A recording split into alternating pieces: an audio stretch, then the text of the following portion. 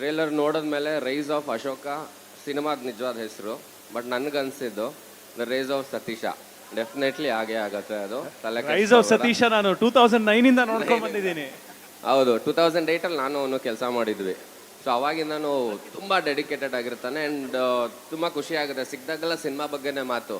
ಅವನು ಓದನು, ನಾನೊಬ್ಬ ಕಮ್ಮಿ ಮಾತಾಡೋದು, ಇವರಿಬ್ಬರು ಯಾವಾಗಲೂ ಸಿನಿಮಾ ಬಗ್ಗೆ ಮಾತಾಡ್ತಿರ್ತಾರೆ. ಸೊ ಏನಕ್ಕೆ ಅಷ್ಟು ಹುಚ್ಚತನ ಇದೆ, ಮಾತಲ್ಲಿ ಹೇಳ್ತಿದ್ದೇನೋ ಹುಚ್ಚಿಡ್ದೆ ಆ ಥರ ಅನ್ನೋದು. ಅದು ಹುಚ್ಚಿಡಿದ್ರೇ ಈ ಥರ ಎಲ್ಲ ಮಾಡೋಕ್ಕೆ ಸಾಧ್ಯ. ಸೊ 100% ನಿಜ. ಅವತ್ತು ಆ ಹುಚ್ಚತನ ಇದ್ದದಕ್ಕೆ ರವಿ ಸರ್ ಸಿನಿಮಾಗಳು ಮಾಡಿದ್ದು, ನಮ್ಮನ್ನೆಲ್ಲರೂ ಹುಚ್ಚರು ಮಾಡಿದ್ರು ಅವರು.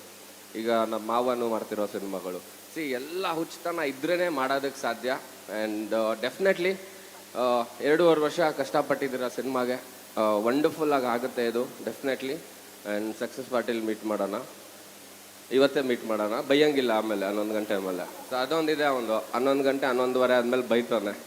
ಸಾಕ್ಷಿಗೆ ತುಂಬ ಜನ ಇದ್ದಾರೆ ಇಲ್ಲಿ. ಸೊ ಬೈಯಂಗಿಲ್ಲ ಮಗ, ಈಗಲೇ ಹೇಳಿದ್ದೀನಿ. ದಿಗಂತ ಇದ್ದಾನೆ, ಅವನ್ನ ಬೈಕೊಂಡಿರ.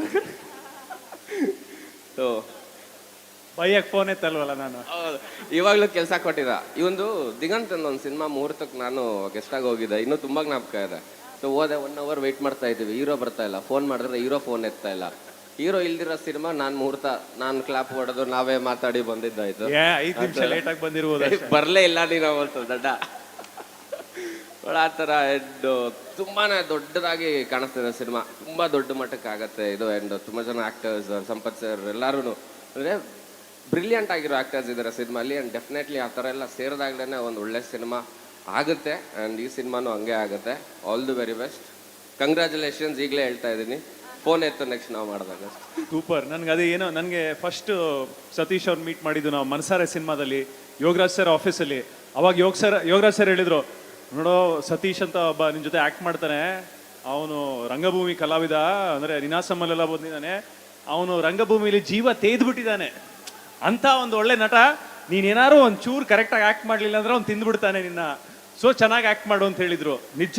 ಹಾಗೆ ನಾನು ಸತೀಶನ್ ಮೀಟ್ ಮಾಡಿದಾಗಲೂ ಅಷ್ಟೇ ಕೂಡ ಯೋಗಿ ಅವ್ರು ಹೇಳಿದಾಗೆ ಒಂದಷ್ಟು ಜನ ಸಿನಿಮಾನ ಅತಿಯಾಗಿ ಪ್ರೀತಿ ಮಾಡ್ತಾರೆ.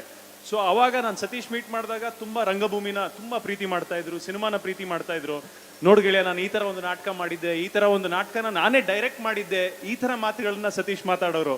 ಸೊ ಅದೆಲ್ಲ ಕೇಳಿದಾಗ ಖುಷಿ ಆಗುತ್ತೆ. ಅಂದರೆ ಆ ಸಿನಿಮಾನ ಕೂತ್ರೆ ನಿಂತ್ರೆ ತಿಂದರೆ ಸಿನಿಮಾನ ಪ್ರೀತಿ ಮಾಡಿದಂಥ ಒಂದಷ್ಟು ಜನದಲ್ಲಿ ಸತೀಶ್ ಕೂಡ. ಸೊ ಒಂದು ಒಳ್ಳೆ ಪ್ರಯತ್ನ, ಉದ್ದೇಶ, ಉತ್ಸಾಹ ಎಲ್ಲ ಕರೆಕ್ಟ್ ಆಗಿದೆ ಗಿಳಿಯಂದು. ದ ರೈಸ್ ಆಫ್ ಅಶೋಕ ತುಂಬ ಚೆನ್ನಾಗಾಗುತ್ತೆ ಗಿಳಿ. All the best. Yes, all the best.